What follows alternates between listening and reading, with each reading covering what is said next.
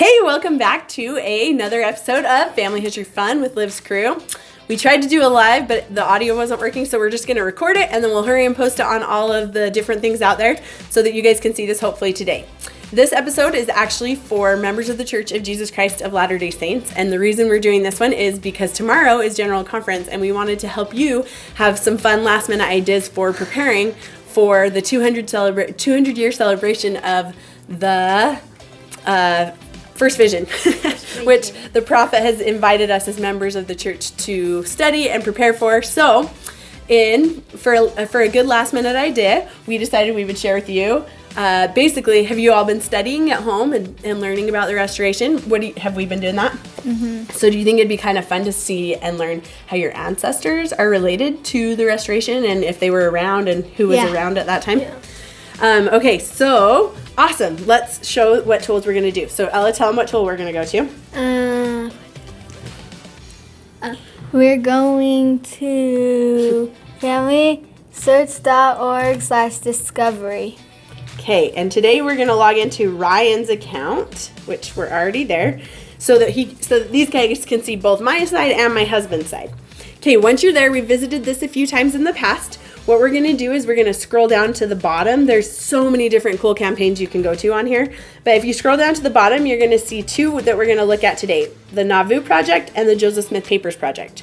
So the first one we're going to check out is the Joseph Smith Papers. Okay, so if you click on that link, it's going to pop up information about an ancestor. Do you want to tell us what's there, Ryan? It's one of the ancestors that lived when he was alive, and it has like view relationships, and you can go there. Should we go see how he's related to us? Yep. See, he is our great. So four. Yep, he's our fourth great grandpa. And it shows that he is mentioned in the Joseph Smith Papers. Look how many times. 71. That means he was pretty active in the community at that time, huh? To be mentioned that many times. A cool button you can look at to learn a little bit about this is this View Church History button. And you can see here, it just shows you a basic biography of everything he did, like places he went, missions he served. It is a lot of things. He was very, very active in the church. He actually was an apostle in the early days of the church. So that's kind of cool. All right, another cool thing that you can do is, what happens if I scroll down here, Ella? There's a timeline, and it goes from when Joseph was born to the First Vision to Book of Mormon and church founded, and then Joseph dies. So this person was born, I think almost a year. A little bit after. And then died a while after Joseph. Yeah, he came to Utah and everything. So that's a cool way. So even if we just scroll through, when you come up here, you can see there's all these different green arrows on both sides. So you can scroll through and see all the different members of your family who were during that time. And as you scroll through, you can see how their life aligns with the prophet Joseph Smith's life. So I think that's like a really fun way to do that. And some of these view documents are really cool. We found some cool stories about people who were driven off their land. Not cool stories, but interesting, right? Did we learn anything else interesting? In 1768. Whoa, that was a long time ago, huh? And he still lived till after the prophet died. So when you do view a document, so I'm going to look at one over here. What I found is it is a little bit easier if you click view document and then you scroll down and you hide the edit marks because it can be a little overwhelming.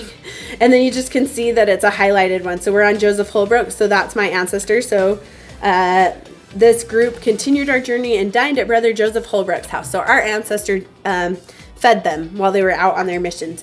And then what else is cool is that you can come over here and see it in their handwriting in the actual document. Another really cool thing, so this is a transcription of what's written over there. So if you use this fun key called Control F, if you can't find them in here and you type in Holbrook, it's going to find it for you and you'll be able to skip down the page using this arrow. And since there's only one on here, it just does the one. But that's a cool way to find it if you're ever looking through documents and trying to find your ancestor. Should we go look at the Nauvoo Project now, Rice? Yes, sure. Okay. So what's Nauvoo? Do you guys know what Nauvoo is? I think it was the temple that they made. Didn't Grandpa Thacker help build this temple? Yeah. He found the original plans. You're right. We do have a really cool connection to that.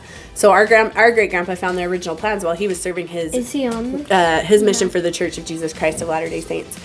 But no, he's not on here because this is people who were alive at that time. So he wasn't alive at that time. He's a descendant of them.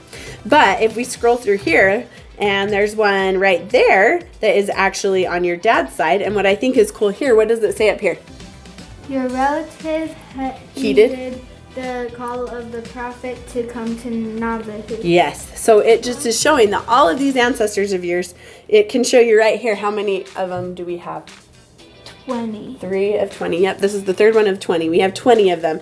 So you can see that 20 of your ancestors went to Nauvoo and were actively involved in the community, and there's records about them. So it tells you how old was he when he lived in Nauvoo. 18 to 23. Okay, So and 5 years. what happens if I click on this? Do you remember? I think it goes to a website. We can go and learn more about him. We can see, ooh, it's going slow right now. Too many people must be doing this today. We'll try it one more time. Basically, it's a link to a BYU project that students have put together where you can see sources and you can see if they served in the Mormon Battalion. You can see if they who they were married to, census records they're on, and it's just a compilation of those things. So it's a cool tool too. And then what happens if we scroll down again, Brian? It tells you his life and compares Compares it to some of the Yep.